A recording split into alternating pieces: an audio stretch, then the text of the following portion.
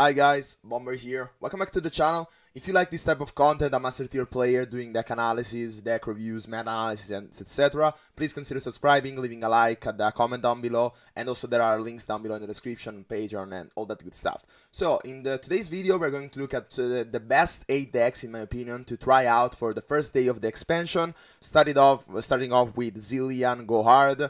This is a very interesting concept. Of course, Zilean having all those predicts, synergies, like Zilean itself want to be built in a predict synergy deck because then you can get the time bombs faster, and so that you can level up Zilean faster. And after he levels up, Zilean is actually very great at spamming cards. For example, Go Hard is the best fit for this, because not only Go Hard synergizes well itself with predict synergies, so that you can get Go Hard more consistently, shuffle more copies of Go Hard faster, so that then later on with more and more predicts, you can get the Go Hard even faster. And so yeah, that's very great. And not only that, as I say, the Zilean, after he levels up, copies your card played so that you can cast more Go Hards and go for pack your bags even faster. We are not running all that many predicts, so that's interesting. But yeah, I guess that 9 cards over 40 predicting is a nice balance. You know, you have Ancient Preparations, Aspiring Chronomancer, and Zilean itself. And just because we don't really have all that much predict, like, I mean, we have other cards which do predict, but they are not as good as those 3 that I'm including. For example, Scrying Sands, it's very great, but we are not really board-centric. As you can see here, we are more of a control deck, like we run 25 spells, that's insane. And so yeah, Scrying Sands wouldn't really make a lot of sense. You could look at it as a way to just basically heal too, so that's interesting. It's basically a a guiding touch, but you're not drawing, so that's the main drawback of a heal 2 card, and that's it, because you know you're reducing the attack of an attacker, so it's as if you're healing for 2.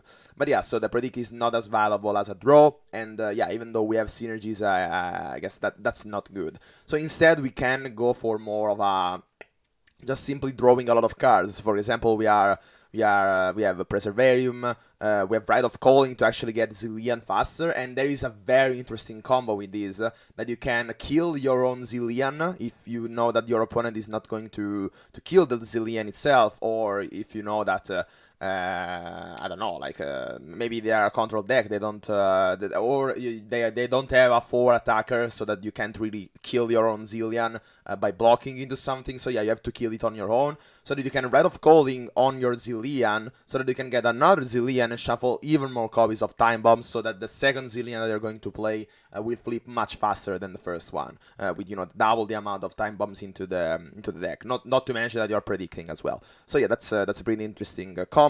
Other than that, you can sacrifice the Ancient Preparation, you know, the Clock Link that summons, or Aspiring Chronomancer, or Doombeast after they've been played. So yeah, Rite of Calling is an emergency tool to get your Zilean, since pretty much all of your deck is built around him. So yeah, if you're not getting him, that's pretty bad. And then yeah, we are running Reno's Path onto Dusk, which is really interesting because we only have 1 Nightfall card, but that's very important because onto Dusk is basically a 2 mana, deal 2, heal 2, draw 1 card. That's pretty insane, which is the same thing as Reno's Path, by the way. So yeah, that's really interesting. We are abusing this draining stuff, and this accomplishes 2 things. Not only you can actually kill your opponent with all those burn damage, not to mention that after Zilean flips, all those burn cards can be played multiple times, so that's a very interesting concept. But also, like, you have heal, and you're drawing on top of that, so that you can get to your Zilean, your Go Hards even faster. That's pretty insane. Sulking Shadows, again, like, you're pretty happy on hitting both Aspiring Chronomancer and Doombeast. Of course, that's very hard to get both of them, since, you know, you only have 6 followers in your deck, but here is where predict comes into play. You can predict into a Doombeast or an Aspiring Chronomancer, and only after play the Sulking Shadows. That's pretty important, otherwise otherwise it won't really work. And so, but yeah, after predicting, you are pretty much assured to draw your Doom Beast, and then you can get your On to Dusk thing going, drawing cards, draining on top of that. So yeah, that's pretty interesting. And then the rest is just simply, you know, your control shell. Since again you want just to reach the late game and spam pack your bags as fast as possible. And so yeah, Black Spear, the box, Withering Whale, and Spirit Fire. Spirit Fire is actually pretty interesting in Shuria. And so yeah, guys, that's it for this deck. So moving on, let's take a look at the second that we're going to look at it today, which is Zilean Infinite Combo. This is probably not the most competitive deck out there, but it's for sure very, very fun. So yeah, still Zilean, but we go into Victor. And not really into Victor itself, but into Piltover Zone for just one reason, for stress testing. And this is very important. The main combo here is that Zilean, after he levels up, I don't know if I can show you, after he levels up it says create a fleeting copy of each non-fleeting card I saw you play last round. And this is basically a way to avoid you spamming over and over the same cards, because after you play a card, you get a copy of it, but it is fleeting. And so after you play that fleeting copy, Zilean won't copy it back, because as it said, it is non-fleeting. Oh, or either it is fleeting, so it won't copy a non-fleeting card.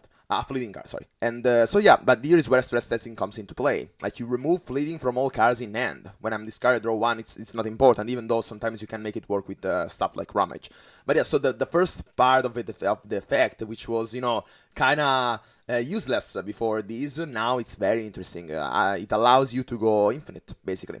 So yeah, like the infinite combo on its fullest is basically to have two stress testing into your hand when you go infinite. Then you have a Zilean on board leveled up. And so yeah, you play whatever cards you want. For example, you can burn him with Mystic Shot. You can basically negate every card that they ever play. And so yeah, you have to keep the cards that you want to spam infinitely when you go infinite. But yeah, other than that, like after that, you can replay them ad infinitum, really. And so yeah, you can burn them. So that's your win condition, actually. Even though Kyrian Sumpworker also more on him later. But yeah, so you can burn him, you can negate everything. And after you do all of that, you get a copy of all the cards that you played last round, thanks to Zilean, and then you play stress testing, the first one of the two, so that you remove the fleeting for example, Mystic Shot and Rite of Negation, if you play those two cards, and you can play them again. Now you're getting a copy of also stress testing on the next round, and Mystic Shot and Rite of Negation, for example, and you play the non-fleeting stress testing that you kept into your hand, removing the fleeting from the other stress testing that you played the turn before. And now you got your infinite combo again. Like, you will get back a stress testing and all the cards that you played on the following turn, and you keep repeating over and over again. So here is the win condition, actually, to go infinite with this combo, and then the rest is just really a matter of predicting more often so that you can get your Zilean to level up faster. So Preservarium, Ancient Preparation for the predict part, Preservarium to draw, as well as Ramage, Wrath of Calling to get your Zilean or Victor faster, Ramage to draw, if I didn't say that already, and basically, yeah, that's it. Then you have a bit of a control package, which is a bit lacking, but you can make it work, which is, you know, Death Ray MK1 for aggro decks, Spirit Fire if they're going wide, Rite of Negation for control decks, maybe an Atrocity or stuff, you can prevent that. And then you have also Victor, which is really interesting. Victor could be a win condition on his own if they don't have really an hard removal. You can win on the spot with him, but even if they have, we have Soothsayer, which is actually pretty interesting here. Not only you can protect your Preservarium, for example, which is not that important, but you can protect Zilean and Victor. So yeah, giving Spell Shield to those two very viable champions, which do lack protection from spells, it's very, very important. And for only 2 mana, also on a very good body, because, you know, 2 mana, 1/4 is pretty sick. That's very good.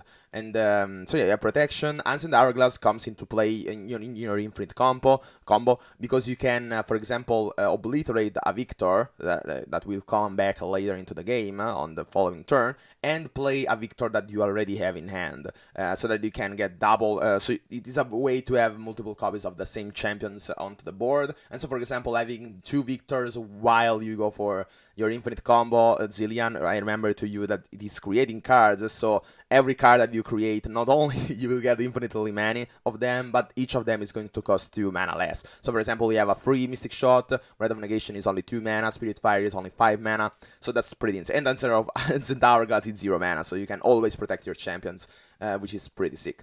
An additional win condition could be to go for Kyrian Sumpworker, actually. Like, since you have a bit of a predict package going on, it's not impossible to go for Kyrian Sumpworker on turn 2, and then you predict with Ancient Preparation, for example, another one, and then on turn 3 or 4, you have already your 4-2 Elusive, which also obliterates the board, dealing 1 damage to everything. So that's where also the control package against aggro decks comes into play, like dealing 2 damage to all the board of your enemy consistently on turn 4. Like, that's basically an asymmetrical avalanche, and on top of that you're dealing 8 damage, so that's pretty sick. Like, yeah, this still works well with predict.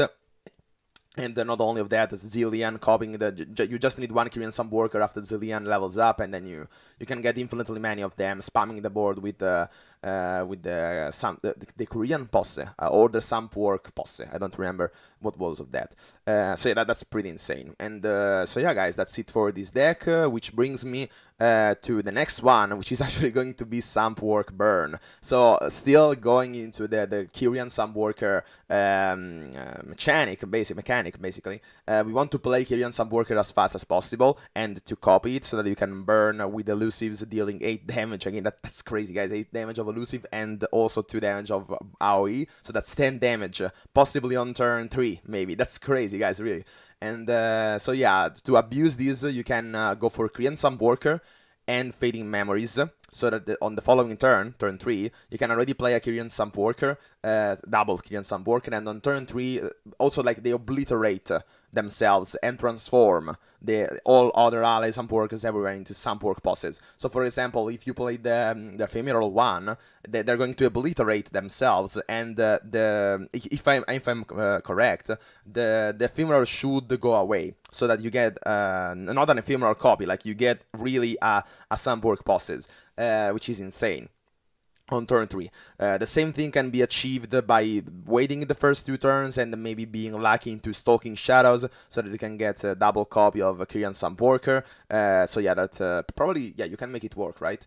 Not really. You can't do that on turn 3. If you want to go for Stalking Shadows, you're going to get them on turn 4, but that's not really a problem. Like, that's still pretty early into the game. Another way to do it is to go for Kyrian Sumpworker and on turn 3 Splinter Soul. So again, that's the same thing applies as Fading Memories, only as a one-off because it is a bit less efficient than Fading Memories. But yeah, it's since this wallbad deck is built around that, that's what was worth it. And so yeah, guys, this is the main shell. Then you have also Ballistic Bot and Doombeast for the additional burn. We have also burn in the form of Aftershock, Garrick Siren, and Mystic Shot, so this could also win with burn damage. Ballistic Bot, again, burn, but also a way to get cards for Ramage to work. Stress Testing here is just for, the Ramage, so that you can draw even faster, and because you really, this is a combo deck, this is an aggro combo deck. You want to get to your Kyrian Sumpworkers as fast as possible, and you want to spam them, really. It could be possible that you want also to include 1 copy of counterfeit, counterfeit copies, maybe, and so that you can't run out really of Kyrian Sumpworker, because when they do remove all 3 of them, you pretty much lost the game. But I don't think it is necessary. Probably if a lot of control decks start to emerge, then you probably want to have that infinite game plan.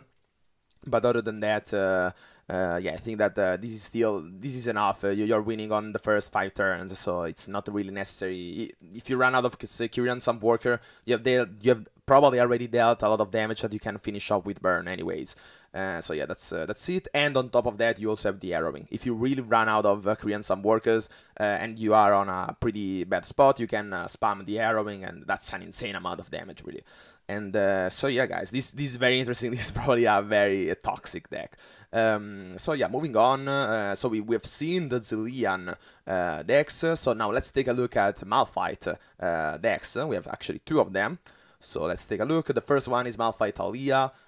Oh, by the way, all the decks, the deck codes are down below in the description. I probably forgot to mention that. This is a pretty interesting concept. You are probably sacrificing a lot of your early game. So the perfect curve here, oh, by the way, like the general plan of the deck is, of course, to get to the Malphite leveled up and then win the game on the late game. But not only that, this is more like a mid-range deck. And as I was saying, you are sacrificing your early turns to get an advantage on around turn 5 or 6, where you really have an explosive board. This deck in particular is very weak against aggro. Like, really, you have not a lot of ways to counter the early turns. If you don't get Blue Sentinel or Rock Hopper, really, you're not playing a unit on the first 3 turns, if not the first 4 turns, so that's very, very bad against aggro. But yeah, this is kind of a no-lean deck. Like, you just wish that you don't encounter aggro. If you don't, actually, that's pretty interesting, because the perfect curve would look like something. You go Ancient Preparation on turn 1, then you go for Blue Sentinel or Rock Hopper on turn 2, or, Rockfall Fat or Preservarium, of course, but probably Blue Sentinel is the best out of them. Then on turn 3 you just wait, you bank 3 mana that you can use later on, maybe Shaped Stone, an Ancient Hourglass to protect your Taliyah and get multiple copies of her, or a Scrying Sands to predict and get your Malphite faster. So yeah, that 3 mana spell is going to be worth it.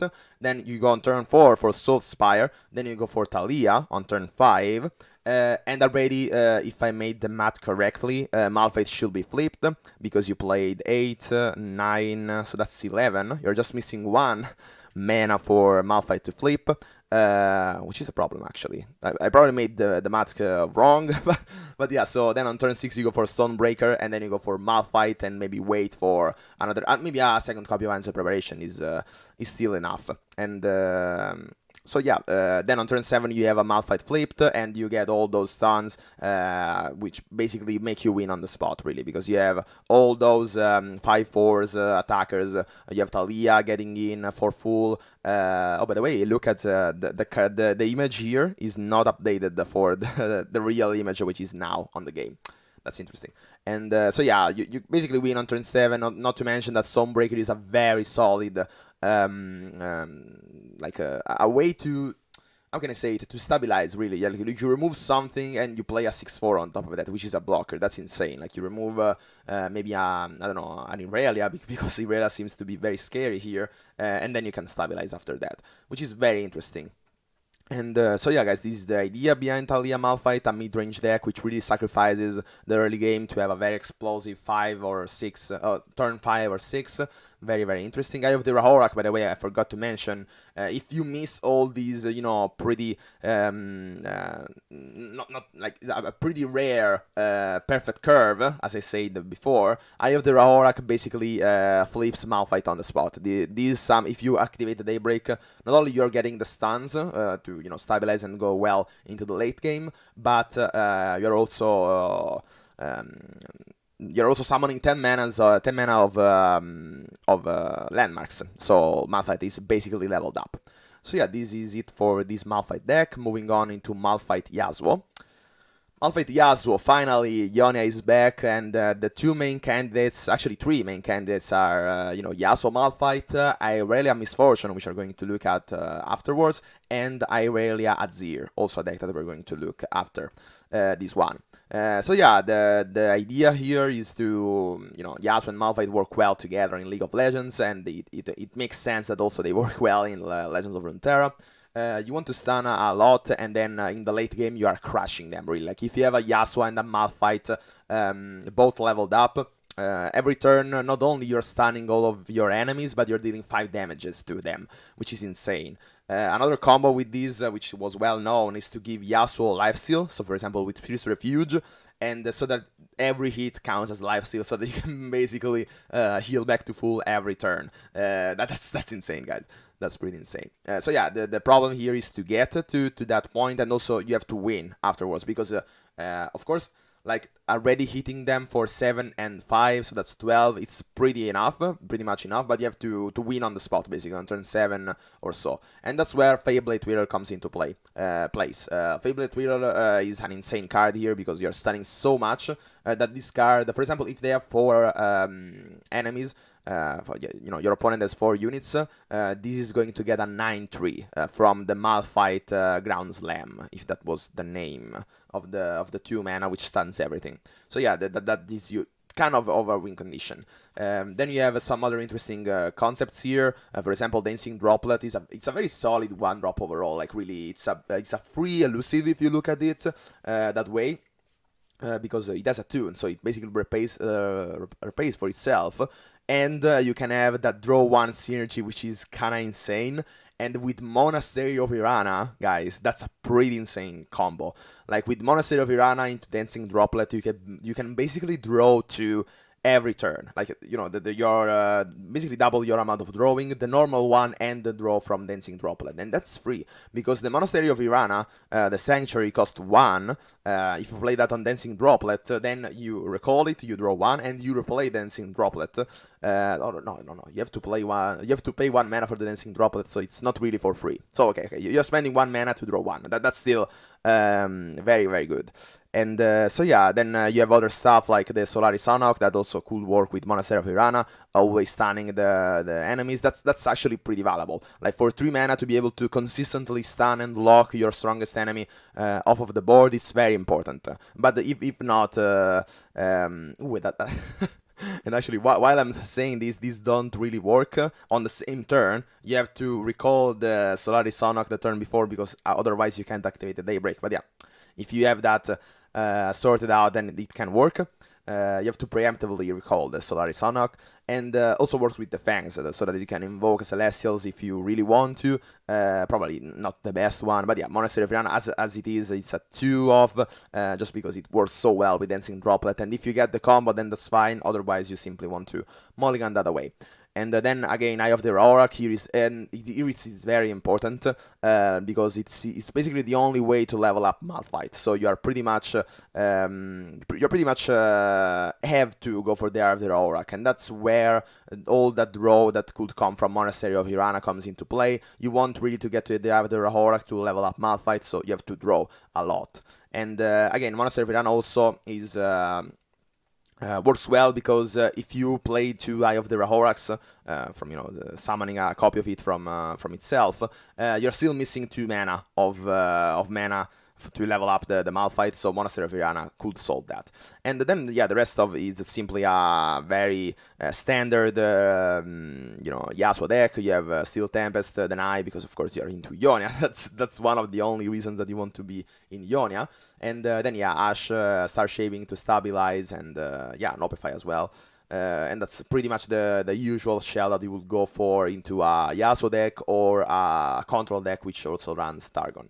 And so yeah, guys, that's it for Malphite Yasuo. So we finished with Malphite. Before jumping into our Irelia, I wanted to show you guys the spooky elites, which is very interesting, featuring the Citria Lady of Clouds, the latest iteration of Citria. And this is very interesting. This is basically an elite deck, as the name suggests. We have Garen, we have Jarvan, we have a Cedar of Cloudfield, Battlesmith, Vanguard Defender. Actually, here we are not running all that many elites, which is, then we get back to it with Cedar the Bold and Cedar Lady of Clouds. So those are the elites. And then on the third and fourth turn, we actually have Learned Prestige, which probably, when I built the deck, it seemed like the best fit here. You want to level up Jarvan as well, so that's pretty important. And the Learned Prestige is a very good body to do that. You can remove their 2 drops, probably a 3/2, and also make it survive. So that this is basically a 3 mana, summon a 2/1 and deal 2 to something, while also advancing Jarvan by 1. You have to look at it that way, which is fair. And then Grizzled Ranger instead, it's a nice way to get sometimes Jarvan to attack double the amount of times, because again, when you scout, the Jarvan is being summoned, and then you can attack back again with Jarvan, so that's pretty sick. And then, yeah, the main combo here is to, play your usual elite plan, but then on turn 8, So you know, this works well with the Jarvan as well, because you want kind of all those units to survive, so that you have a pretty wide board anyways, even you're not over winning, you know, because most of the times when you see an effect like this, you cannot imagine yourself having already a wide board, and most of the times if you have a wide board, you are already winning, but that's not the case. Because in this situation, you're just making value trades, or not even trades at all. Like you're just blocking your opponents, but not both of your units don't die. And so that's why you have a white board, because probably also your opponent will have one. And then that's where Sidra Lady of Clouds comes into play. On turn 8, you play Spectral Matron. Again, Spectral Matron is seeing it is seeing a bit of a, you know, revival in these latest patches. So yeah, you can cheat out the Sidra Lady of Clouds on turn 8. You are giving everything a double power, health, and challenger. So also Spectral Matron, this becomes a 12/12 for 8 mana, and on top of that, you're summoning a 10/10 with Ephemeral and Challenger, so that you can still use it to at least remove something from the board, and all the rest is going in. Probably the Spectral Matron is hitting the enemy's face, because again, with all those other small units with the double, the health and the attack actually, are challenging, because Sidria also gives challengers to them. Not to mention that also Garen and Jarvan are going to be doubled in attack and health, so that's pretty crazy, guys. Like, really, on turn 8, you're basically winning with Spectral Matron. And then after that, you have, you know, the usual very good value tools, both from Shadow's Islands and Demacia. So you have Glints Beyond, Sharpsight, Single Combat, very great tools that probably are valuable in every situation. And on top of that, if they manage to remove everything in some way, you have the Harrowing. So bringing Sidra Lady of Clouds back and still buffing all your ephemeral units thanks to the Harrowing. So that's a pretty interesting concept as well, that I'm looking forward to at least experimenting with. And now, finally, guys, let's take a look at the Irelia. First, let's take a look at the Irelia Misfortune, saving the best for the last. You know, Azir Irelia seems like a very insane concept. So first of all, Irelia Misfortune, this definitely is the least... how can I say it? It's still very possible this becomes a thing, but it needs a lot of experimentation and adjusting. Like, this is just a list that I brought together pretty quickly, but definitely this needs testing and adjustments for sure. So yeah, the main idea here is that Irelia, with all the blade dancing, can activate Misfortune as if they are scouters, because you have a free attack that counts for Misfortune. So like the perfect curve here, also Crackshot Corsair, you know, all that stuff that kind of rewards you for taking multiple attacks. So like, for example, the perfect curve will look like something: you go for Crackshot Corsair, then Rainbow Dancer. Actually, you kind of want to wait on that. You want to either keep the mana, so yeah, probably you want to pass on turn 2, because then on turn 3 you go for Misfortune, turn 4 Irelia. Yeah, you can go for Irelia because you get the Flawless Duet, so that's where the spell mana comes into play. And they're ready, like, you either are ready to can attack with Misfortune, so that's already at 1, and then you get an attack also with the Flawless Duet, so that she's already at 2. If you don't get the Irelia on turn 4, you can go for Island Navigator, so that's already, you know, the usual Scouter attack. But you know, that depends if you have the attack token on the turn 4. Instead, the Blade Dance will always work. Like, even if you are not, if you don't have the attack token, you can make that work anyways. And not to mention that Irelia always gets you a free scout attack, because she always generates a Flawless Duet when you do have the attack token. And so yeah, on turn 4 she's either at 1 or 2, but then on turn 5 you finally flip her, because Irelia gives you the Flawless Duet. Let's imagine that you're attacking on turn 5, you get the Flawless Duet, you can play also Island Navigator on the same turn, so that you're already attacking 2 times, and then on turn 5 you can already attack with Misfortune leveled up and all the blades. So yeah, that's pretty insane. And from that point onwards, it's always worse, because on turn 6 you can continue to spam, you know, the Ribbon Dancer, Blossom Blade, so that you can get all those crazy attacks with the Misfortune dealing 3 to every blocker. So even the blades become pretty threatening. You can't really block them, and so yeah, that's crazy. Syncopation is a very nice tool. You know, probably they won't block the blades, as I said, so that you can make your bigger units get in. So you don't really have big units, probably Misfortune and Irelia, that's it. Those are the biggest units. Then yeah, you have a bit of there is also an interesting synergy here. You may see retreat. Retreat works well to protect your allies in any situation, really. For example, if you want to protect your Irelia Misfortune and on top of that also get additional flawless duet, then you can retreat her. And so yeah, that works well. Also, they both are 3 cost, so that you can resummon them for free, basically. Or at least not paying their cost. You are effectively paying 3 to retreat something. To protect, which is, yeah, you can see it as a deny, a mix between Notify and deny, which only works to protect your champions. But also there is another very interesting combo. If you miss the Crackshot Corsair, you can go for turn 1 Dancing Droplet again. This card is insane. Turn 2, you have 3 mana because you get the attune from the Dancing Droplet. You play Retreat on the Dancing Droplet. You draw 1 from that. You play, so now you are at 1 mana. You play the Return, and you get the Misfortune or the Irelia on turn 2. That's crazy, guys. That's crazy. And on top of that,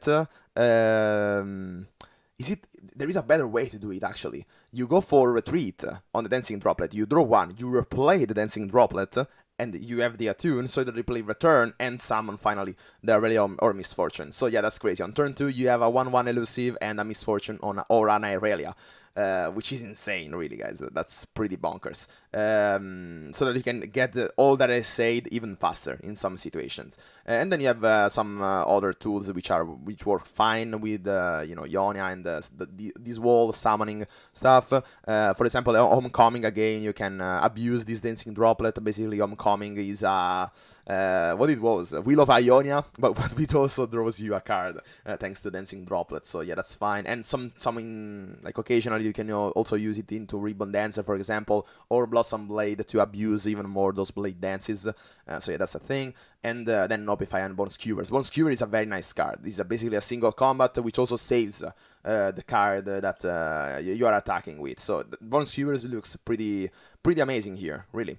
And I don't know if this is a recall, and then you move it on the top of your deck. So if it is, then again with Dancing Droplet, you can recall, draw 1, and also deal 1 to something, basically, saving your Dancing Droplet.